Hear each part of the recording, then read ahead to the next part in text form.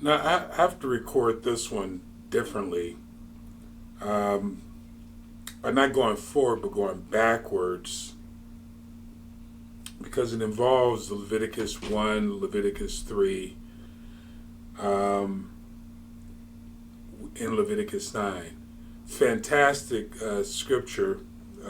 Glad I got a chance to study this or read this today. So I wanted to record this for you. Now, keep in mind, as I always say, this is for my grandkids and my brothers and sisters in Kenya in particular, but I pray that you also, whoever is listening to this, are blessed by it. Leviticus chapter 9, verse 1. And it came to pass on the 8th day, Moses called Aaron and his sons and the elders of Israel. So there's Moses, Aaron and his sons as another, I want to say conduit, but subject matter, Aaron and his sons. So there's Moses, Aaron and his sons, and the elders of Israel. Keep in mind, this is written to kings and priests. And the elders of Israel represent the congregation themselves. So it's as though they're speaking to the individual people, because the elders of Israel are the ones that communicate with their people.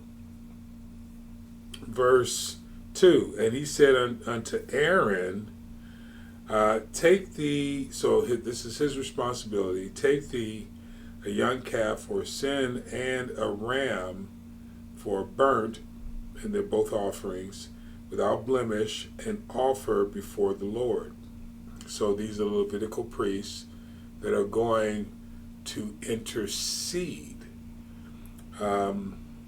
for what's going to be described in a minute. And unto the children of Israel thou shalt speak, saying, take ye a kid of goats for a sin offering, and a calf for a lamb. So in other words, the original request for a calf and a ram was not for the children of Israel. What was for the children of Israel was a kid of the goats for a sin offering and a calf of the lamb, which you'll find out later on is the first 1 year lamb. Well, actually, it says right there, first year without blemish for a burnt offering.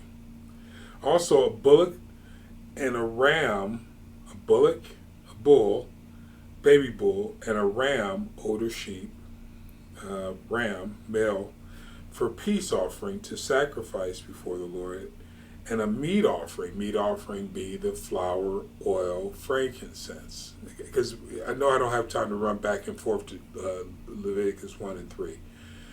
So we're talking about burnt offerings, sin offerings, and peace offering.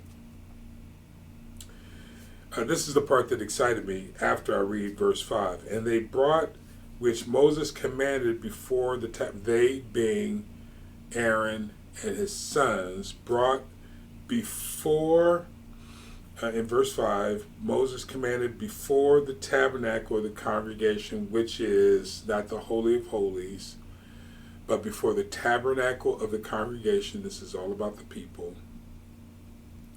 And all the congregation drew near and stood before the Lord, because it's about to go down.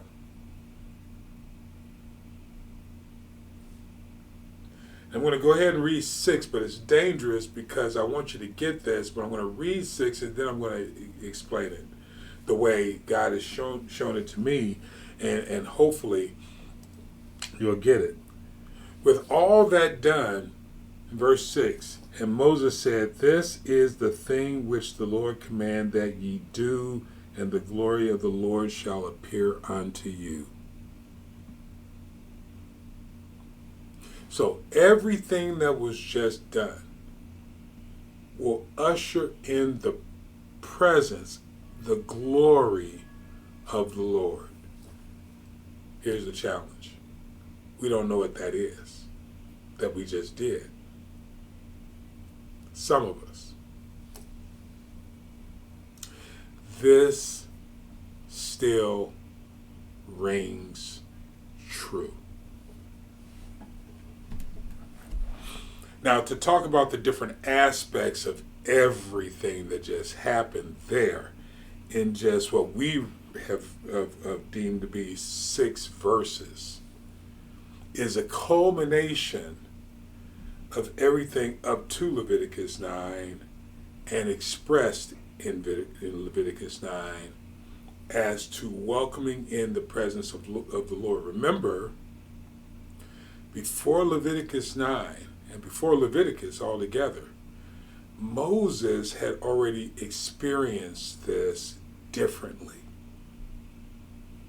And he's expressing to people how to come into the presence of God. He is now training Aaron and his sons how to walk in the glory of God.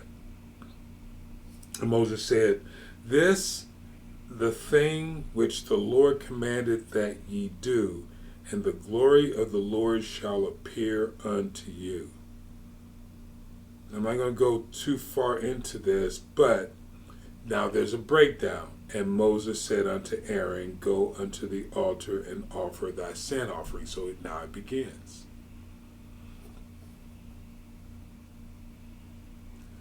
The importance of unity and interceding for each other cannot be understated.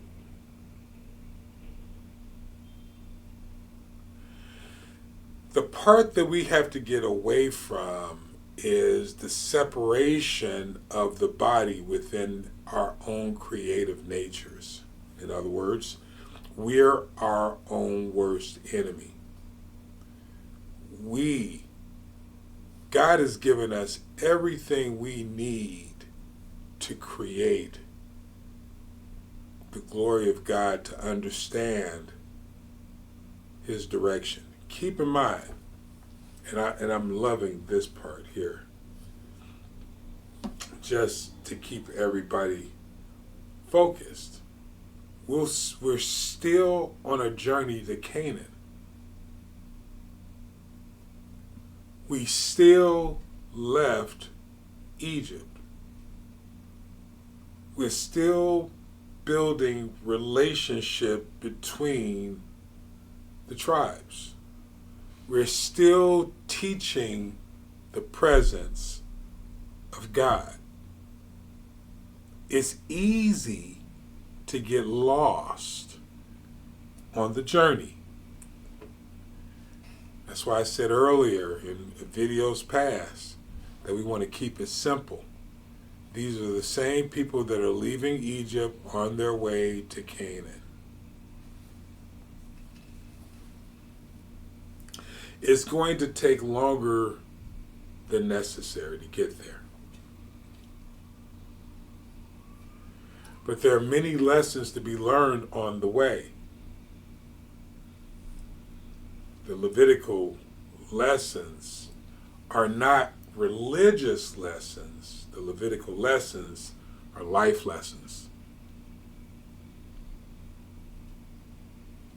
Even here in Leviticus chapter 9, Moses is teaching the Levitical priest, Aaron and his sons, how to intercede for the people by offering sin offerings. How are we interceding for each other? Are we interceding for each other? Or are we accusing each other?